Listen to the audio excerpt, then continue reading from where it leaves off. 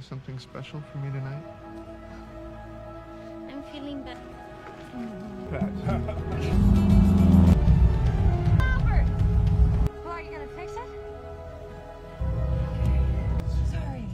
কাহিনী শুরু হয় নিউ ইয়র্ক শহর থেকে। এখানে আমরা লিসা নামের একটি মেয়েকে দেখি যে একটি ফ্যাশন ম্যাগাজিনে সিনিয়র অ্যাসিস্ট্যান্টের কাজ করে। লিসা একজন আত্মনির্ভর মডার্ন আর প্রফেশনাল মহিলা যে নিজের কাজ নিয়ে অনেক বিজি থাকে। লিসার এক বয়ফ্রেন্ড রয়েছে যার নাম ফ্র্যাঙ্ক।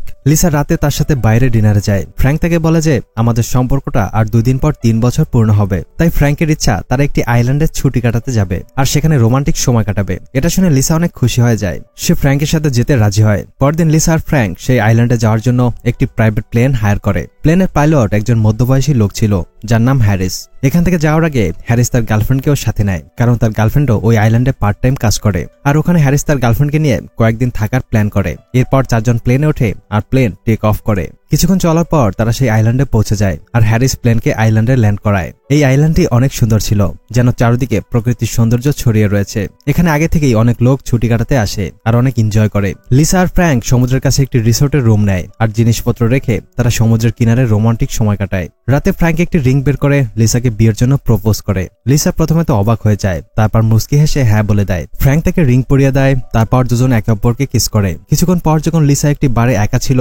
তখন হ্যারিস তার কাছে আসে আর নেশার মধ্যে লিসার সাথে ফ্ল্যাট করতে থাকে। সে লিসাকে ড্রিঙ্কও অফার করে, কিন্তু তখন ফ্র্যাঙ্ক ওখানে চলে আসে আর লিসা তার সাথে চলে যায়। পরের দিন সকালে লিসার কাছে তার বসের কল আসে। বস বলে যে আমাদের কাছে একটি ফ্যাশন শো শুট করার জন্য জরুরি কাজ এসেছে, তোমাকে তাড়াতাড়ি অন্য আরেকটি আইল্যান্ডে যেতে হবে যেটা ওখান থেকে কয়েক ঘন্টার পথ, আর ওখানে গিয়ে তোমাকে ফ্যাশন শুটিং দেখাশোনা করতে হবে। তবে লিসা ফ্র্যাঙ্কের সাথে ছুটি কাটাতে এসেছে, তাই সে যেতে চাইছে না। কিন্তু বস বলে যে এই কাজ আমাদের জন্য অনেক ইম্পর্টেন্ট, যদি তুমি এটা কমপ্লিট করো তাহলে প্রমোশন পাবে। এটা শুনে লিসা রাজি হয়ে যায়। সে ফ্র্যাঙ্ককে বলে তার বসের কল এসেছে, তাই জরুরি কাজের জন্য যেতে হবে। এটা শুনে ফ্র্যাঙ্ক রেগে যায়, কিন্তু লিসা তাকে বুঝিয়ে বলে যে কাজ শেষ করে তাড়াতাড়ি চলে আসবো, তারপর আমরা একসাথে ভালো সময় কাটাবো। এরপর লিসা হ্যারিসের কাছে যায় আর তাকে বলে যে আমার জরুরি কাজের জন্য অন্য আইল্যান্ডে যেতে হবে, তাই তুমি তোমার প্লেনে আমাকে পৌঁছে দাও। হ্যারিস কাজের পাশাপাশি নিজের গার্লফ্রেন্ডের সাথেও ঘুরতে এসেছে, তাই সে যেতে রাজি হয় না। কিন্তু যখন লিসা তাকে অনেক টাকা অফার করে তখন হ্যারিস রাজি হয়ে যায় আর তার গার্লফ্রেন্ডকে বলে আমি খুব তাড়াতাড়ি ফিরে আসবো। তারপর হ্যারিস লিসাকে নিয়ে তার প্রাইভেট প্লেনে করে সন্ধ্যায় রওনা করে। তারপর রাতে যখন তারা মধ্যপথে ছিল তখন প্লেন এক ভয়ঙ্কর তুফানে ফেসে যায়। আকাশে প্রচুর বিজলি চমকাতে শুরু করে। হ্যারিস সাহায্যের জন্য রেডিওর মাধ্যমে যোগাযোগ করার চেষ্টা করে, কিন্তু তখন প্লেনের একটি পাখার উপর অনেক জোরে বজ্রপাত হয়। এতে প্লেনের ট্রান্সমিটার ও রেডিও নষ্ট হয়ে যায়। এটা দেখে হ্যারিস অনেক ঘাবড়ে যায়। লিসাও ভয় পেয়ে তার এক্সাইটির ওষুধ খেতে শুরু করে। হ্যারিস বুঝতে পারছিল না যে সে কি করবে। আবহাওয়া এতই খারাপ হয়ে যায় যে সে ব্যাক করতেও পারে না আর না সামনের দিকে যেতে পারছে। ওই সময় হ্যারিস একটি আইল্যান্ড দেখতে পায়। সে প্লেনকে ওখানেই ল্যান্ড করার সিদ্ধান্ত নেয়। হ্যারিস লিসাকে বলে সে যেন তার সিট বেল্ট ঠিক করে বেঁধে নেয়। এরপর হ্যারিস প্লেন সমুদ্রের পাড়ে ল্যান্ড করায়, কিন্তু ল্যান্ডিং এর সময় প্লেন একটি বড় পাথরের সাথে ধাক্কা খায়। এতে প্লেনের ল্যান্ডিং গিয়ার ক্ষতিগ্রস্ত হয় আর প্লেন থেমে যায়। পরদিন সকালে তুফান থেমে যায়। লিসা হ্যারিসকে জিজ্ঞেস করে প্লেন ঠিক আছে? হ্যারিস বলে না, এর ল্যান্ডিং গিয়ার নষ্ট হয়ে গেছে, তাই আমাদের এখন সাহায্য নিতে হবে। হ্যারিস আইল্যান্ডে সাহায্যের জন্য ঘুরতে থাকে, কিন্তু একটু পরে সে বুঝতে পারে তারা একটি পরিত্যক্ত আইল্যান্ডে ফেসে গেছে আর এখানে তারা ছাড়া আর কেউ নেই। এখানে তাদের কাছে না কোনো যোগাযোগের ডিভাইস আছে আর না কোনো খাবার, থাকার জন্য কোনো ব্যবস্থা ছিল না। এখন তাদের কাছে একটাই অপশন রয়েছে, সেটা হলো অপেক্ষা। হ্যারিস অনেক টেনশনে পড়ে যায়। সে লিসাকে বলে এই আইল্যান্ডে আমরা ছাড়া আর কেউ নেই। এখন প্লেনের ল্যান্ডিং গিয়ার উড়ানোর মতো অবস্থায় নেই, তাই আমাদের কেউ সাহায্য না করা পর্যন্ত এখানেই অপেক্ষা করতে হবে। তারপর হ্যারিস বলে আমার কাছে একটি ফ্লেয়ার গান রয়েছে, কিন্তু তাতে শুধুই একটাই ফ্লেয়ার আছে। সে আরো বলে যে প্লেনে একটি লাইফ বোট আছে, কিন্তু আমরা তো জানি না আমাদের কোন দিকে যেতে হবে। এইসব শোনার পর লিসা হ্যারিসের উপর অনেক রেগে যায়। সে বলে তোমার কারণে এখানে ফেসে গেছি, আমি বুঝতে পারছি না পানি আর খাবার ছাড়া আমরা কিভাবে বেঁচে থাকবো, আর যদি কেউ আমাদের খুঁজতে না আসে তাহলে কি হবে? আমি তোমাকে টাকা দিয়েছি যেন তুমি আমাকে আমার গন্তব্যে পৌঁছে দাও, কিন্তু তুমি আমাকে এখানে ফাঁসিয়ে দিয়েছো, এখন আমার টাকা ফেরত দাও। এইসব শুনে হ্যারিসও রেগে যায়। আসলে হ্যারিস কিছুটা তেরা স্বভাবের লোক ছিল। তার সাথে লিসাও চিল্লাতে শুরু করে, যার কারণে এখন ওদের মধ্যে ঝগড়া চলতেই থাকে। তারা একজন অন্যজনকে পছন্দ করতো না। ওদিকে ফ্র্যাঙ্ক আইল্যান্ডে ছিল। তার কাছে লিসার বসের কল আসে। বস তাকে বলে যে লিসা এখনো সেই আইল্যান্ডে পৌঁছায়নি। অবাক হয়ে ফ্র্যাঙ্ক বলে কিন্তু সে তো গতকালই প্রাইভেট প্লেনে ওই আইল্যান্ডের দিকে চলে গেছে। তখন হ্যারিসের গার্লফ্রেন্ডও ফ্র্যাঙ্কের কাছে আসে আর বলে হ্যারিসের তো এতক্ষণে ফিরে আসার কথা, কিন্তু সে তো এখনো আসেনি। ফ্র্যাঙ্ক বলে লিসাও এখনো সেই আইল্যান্ডে পৌঁছায়নি। তাতে দুজনে চিন্তায় পড়ে যায়। তারা দুজন রিস্কিউ টিম ডাকার সিদ্ধান্ত নেয়। ওদিকে লিসা আর হ্যারিস পানির খোঁজে আইল্যান্ডের জঙ্গলের ভেতরে যায়। সেখানে তারা একটি ঝর্ণা দেখে। লিসা খুশি হয়ে বোতলে পানি ভরতে শুরু করে, কিন্তু তখন একটি সাপ লিসার গায়ে জড়িয়ে পড়ে। এতে লিসা ভয়ে চিল্লাতে শুরু করে। তখন হ্যারিস দৌড়ে তার কাছে আসে আর সাপটাকে ধরে দূরে ফেলে দেয়। এতে লিসার জীবন বেঁচে যায়। হ্যারিসের বাহাদুরি দেখে লিসা তার প্রতি অ্যাট্রাক্ট হতে শুরু করে। এরপর হ্যারিস একটি পাখি শিকার করে আর রাতে সেটা রান্না করে দুজনে খায়। পরদিন সকালে লিসা আকাশে একটি প্লেন উঠতে দেখে। সে দৌড়ে হ্যারিসের কাছে যায়, যে ওই সময় ঘুমিয়েছিল, কিন্তু হ্যারিসের ঘুম ভাঙে না। তখন লিসা ফ্লেয়ার গান নিয়ে আকাশে ফায়ার করে দেয়, যেন প্লেনের লোক সেটা দেখে তাদের বাঁচাতে আসে। কিন্তু লিসার নিশানা খুব খারাপ ছিল। ফ্লেয়ার নারকেল গাছে লাগে, এতে গাছে আগুন ধরে যায়। ফ্লেয়ারের শব্দে হ্যারিসের ঘুম ভেঙে যায় আর দেখে যে তার কাছে যে একমাত্র ফ্লেয়ার ছিল সেটাও কাজে লাগাতে পারেনি। সে রেগে লিসার উপর চিল্লাতে শুরু করে আর দুজনের মধ্যে ঝগড়া শুরু হয়ে যায়। কিন্তু পরে হ্যারিস তার কাছে মাপ চায়, কারণ সে বুঝতে পারে যে যদি তারা সার্ভাইভ করতে চায় তাহলে দুজনকে মিলেই কাজ করতে হবে। তাই এখন দুজন একসাথে মিলেই আইল্যান্ডে সার্ভাইভ করার চেষ্টা করে। এই সময় লিসা আর হ্যারিসের মধ্যে আকর্ষণ বাড়তে থাকে। প্রথমে যারা একে অপরকে একদমই পছন্দ করতো না, এখন তারা একে অন্যের জন্য চিন্তা করতে থাকে। ওদিকে ফ্র্যাঙ্ক আর হ্যারিসের গার্লফ্রেন্ড একটি প্রাইভেট হেলিকপ্টার ভাড়া করে লিসা ও হ্যারিসকে চারদিকে খুঁজতে শুরু করে। এই সময় লিসা ও হ্যারিস একটা উঁচু পাহাড়ে ওঠে, যেন সেখানে ফোনের নেটওয়ার্ক পেতে পারে আর সাহায্য চাইতে পারে। তারা দুজন অনেক কষ্ট করে পাহাড়ের উপরে ওঠে, কিন্তু ওখানে নেটওয়ার্ক পাওয়া যায় না। হ্যারিস দূরবীন দিয়ে চারদিকে দেখতে থাকে। তখন সে দূরে সমুদ্রে একটি বোট দেখতে পায়। ওই বোট দেখে লিসা আর হ্যারিস অনেক খুশি হয়ে যায়, কারণ তারা ভাবছে এখন তারা বাঁচতে পারবে। কিন্তু ওই বোট ওদের থেকে অনেক দূরে ছিল, এজন্য তারা পাহাড় থেকে নিচে নামতে থাকে। তবে যতক্ষণে এই দুজন নিচে নামে ততক্ষণে সকাল থেকে সন্ধ্যা হয়ে যায়। লিসা আর হ্যারিস ওই বোর্ডের কাছাকাছি যাওয়ার জন্য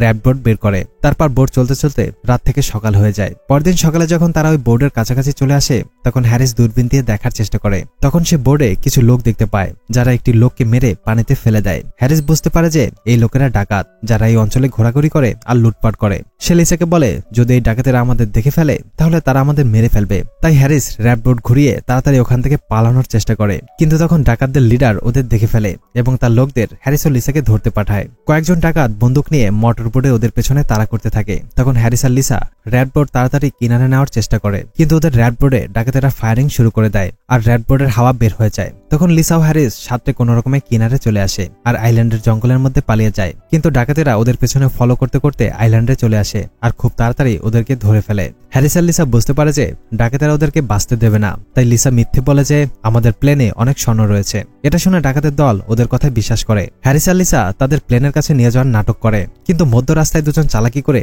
ডাকাতদের চোখ ফাঁকি দিয়ে পালিয়ে যায়। দৌড়ে তারা একটি উঁচু পাহাড়ে চলে আসে আর নিচে ছিল সমুদ্র।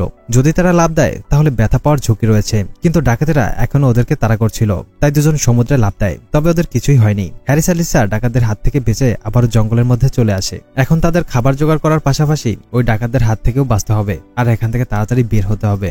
সামনে যেতে যেতে তারা একটি জায়গায় দ্বিতীয় বিশ্বযুদ্ধের সময় ক্রাশ হওয়া একটি জাপানি ফ্লোর প্লেন দেখতে পায়। হ্যারিস বলে এই প্লেন থেকে আমরা এমন কিছু পেতে পারি যা দিয়ে আমাদের প্লেন ঠিক করা যেতে পারে। তারপর রাতে দুজন বসে নিজেদের লাইফের প্রবলেম নিয়ে আলোচনা করে। লিসা বলে সে সবসময় একটি পারফেক্ট লাইফের সন্ধান করত, কিন্তু এখন তার মনে হচ্ছে যে আসল লাইফ সেটাই যা কেউ দেখে না। হ্যারিসও নিজের মন খুলে বলে যে প্রথমে তার বিয়ে হয়েছিল, কিন্তু তার ওয়াইফ তাকে ছেড়ে চলে যায়। এতে সে অনেক ভেঙে পড়েছিল, কিন্তু তারপর আস্তে আস্তে সে একা বাঁচতে শিখে গেছে। কয়েকদিন দুজন একসাথে থাকায় এখন একে অপরকে বুঝতে পারে আর একে অপরকে পছন্দ করতেও শুরু করে, কিন্তু কেউ প্রকাশ করে না।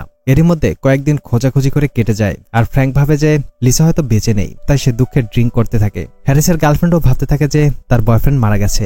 সে ফ্র্যাঙ্কে বলে এখন আমাদের লাইফের সামনে এগোতে হবে। তারপর সে ফ্র্যাঙ্ককে সিডিউস করে আর দুজন ক্লোজে চলে আসে। কিন্তু পরে ফ্র্যাঙ্ক বুঝতে পারে সে ভুল করেছে, তার নিজের প্রতি গিল্টি ফিল হয়। পরদিন সকালে লিসা আর হ্যারিস ওই পুরনো জাপানি প্লেন থেকে ফ্লোর পার্ট বের করে আর সেটা ওদের প্লেনের কাছে নিয়ে আসে। হ্যারিস তার প্লেনের ভাঙা ল্যান্ডিং গিয়ার মডিফাই করে যেন সে পানিকে রানওয়ের মতো ইউজ করতে পারে। লিসাও তার সাথে মিলে কাজ করে আর খুব তাড়াতাড়ি ওদের প্লেন উড়ানোর জন্য প্রস্তুত হয়ে যায়। যখন তারা প্লেন উড়াতেই যাচ্ছিল তখন তারা সমুদ্রে ডাকাতদের বোট দেখতে পায়। তারা লিসা ও হ্যারিসকে দেখে ওদের উপর বোমা হামলা শুরু করে। একটি বোমা হ্যারিসের কাছে এসে পড়ে, এতে হ্যারিস খুব মারাত্মকভাবে জখম হয়ে যায়, কিন্তু ওদের কাছে পালানোর এটাই শেষ সুযোগ ছিল।